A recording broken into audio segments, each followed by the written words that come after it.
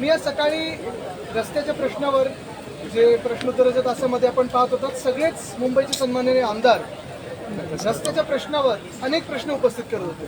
जे कॉन्क्रिटीकरण तत्कालीन घटनाबाह्य मुख्यमंत्र्यांनी आम्हाला सांगितलं होतं की 2 वर्षात मुंबईचे रस्ते खड्डेमुक्त करू, हे मी त्याच वेळी आपल्यासमोर आणलं होतं 15 जानेवारी 2023च्या दिवशी की हा 6080 कोटीचा घोटाळा आहे.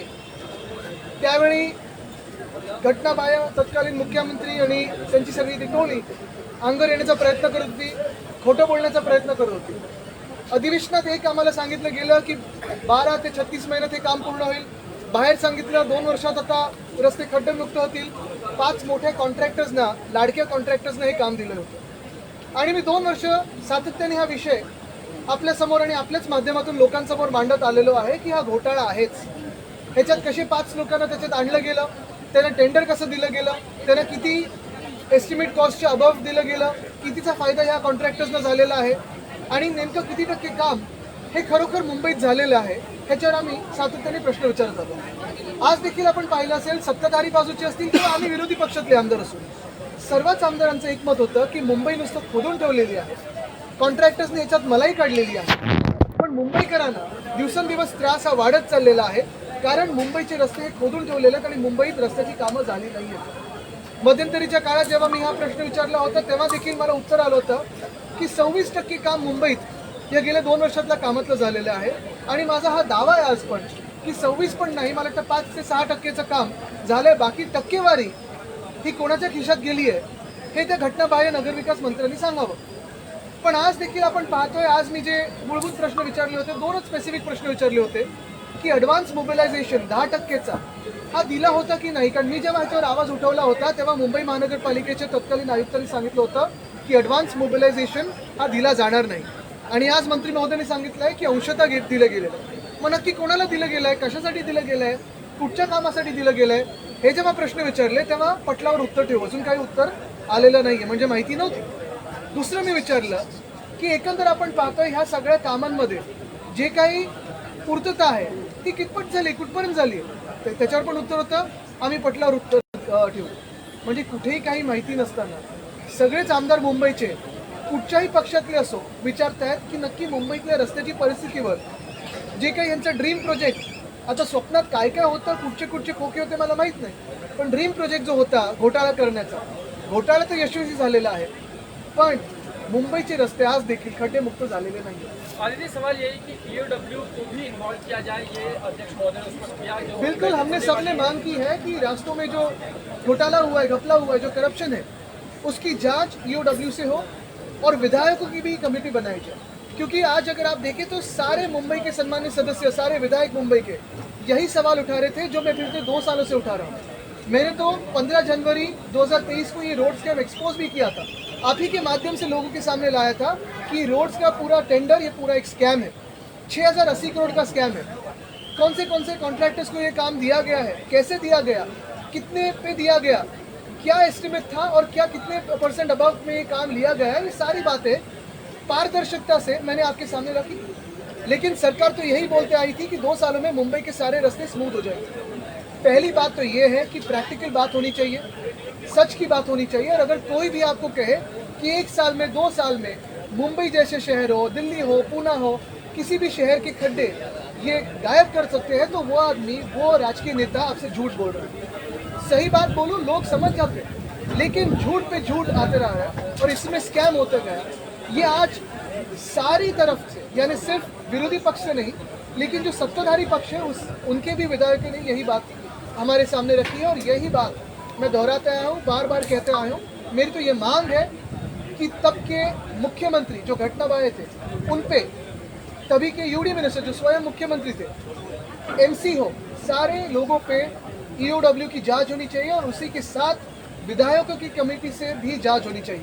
एडवांस मोबिलाइजेशन की बात कर रहे हैं, क्या लगता है एडवांस मोबिलाइजेशन देने के लिए ये फंड जो है इलेक्शन के लिए? मैंने तो स्पेसिफिक पूछा था कि एडवांस मोबिलाइजेशन दिया है कि नहीं, क्योंकि मुंबई में कभी भी प्रथा नहीं थी, परंपरा नहीं थी एडवांस मोबिलाइजेशन देने की. 10% के जो एडवांस मोबिलाइजेशन दिया जाता है वो सिर्फ ग्रीन फील्ड प्रोजेक्ट्स में दिया जाता है. कहीं नया हाईवे बन रहा हो, कहीं नया टनल बन रहा हो, तब दिया जाता है. मुंबई जैसे शहर में कभी भी एडवांस मोबिलाइजेशन की ना जरूरत है ना जरूरत रहेगी, क्योंकि ये ब्राउनफील्ड प्रोजेक्ट है। जहाँ रास्ता है उसी को आप ठीक करें। नेशनल एजुकेशन पॉलिसी के तहत महाराष्ट्र में सीबीएसई बोर्ड लागू करने की बात। बीजेपी के कई नेता कह रहे हैं कि अब इतिहास में मुगलों का शासन, मुस्लिम सुल्तानों को जगह नहीं मिलेगी, सिर्फ हम अपना भारत का इतिहास पढ़ाएंगे। आपको लगा प्रासंगिक? 10 साल से यही बात करते आएंगे, करेंगे कब? हर चुनाव इसी पे लिया जा रहा है। लेकिन एक बात है, इतिहास के बारे में बिल्कुल बात कीजिए, लेकिन भविष्य के भी बारे में बात कीजिए। और अगर आप शिक्षण व्यवस्था ठीक करना चाहते हैं, न्यू एजुकेशन पॉलिसी के बारे में बात 2019 से चल रही है, 2020 में वो लाए गए, तब से लेके अभी तक कितने राज्यों ने इसे इम्प्लीमेंट किया है? क्यों नहीं महाराष्ट्र ने इम्प्लीमेंट किया? सीबीएसई बोर्ड का मैं बिल्कुल स्वागत करता हूँ, लेकिन क्योंकि मैंने भी हमारे जो बीएमसी स्कूल्स है उसमें सीबीएसई बोर्ड लाया था, आईसीएसई बोर्ड लाया था, आईबी बोर्ड लाया था, आईजीसीएसई बोर्ड लाया था, उसी के साथ एसएससी बोर्ड।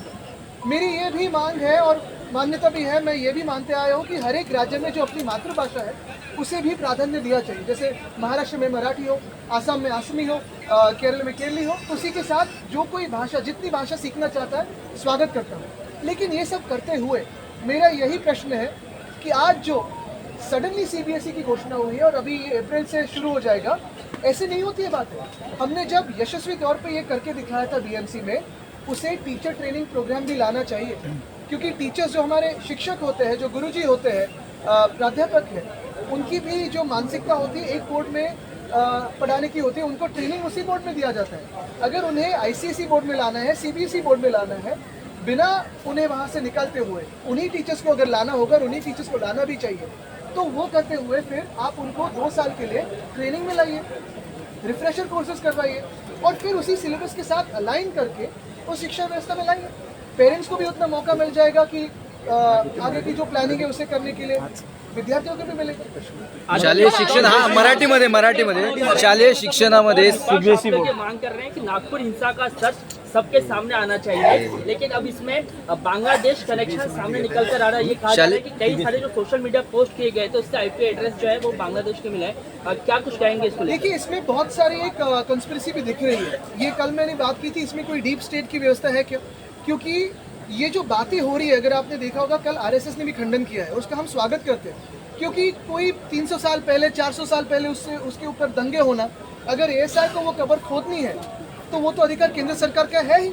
लेकिन दंगे करवाना, और कहाँ किए उन्होंने दंगे? नागपुर में किए। छत्रपति संभाजीनगर से कितना दूर है नागपुर?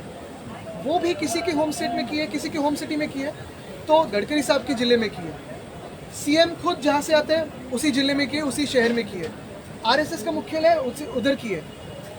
1 महीने पहले जो मुख्यमंत्री महोदय डायवोस जाते हैं, सभी का स्वागत करते हैं कि हमारे राज्य में आइए, इन्वेस्ट कीजिए, टूरिज्म बढ़ाइए।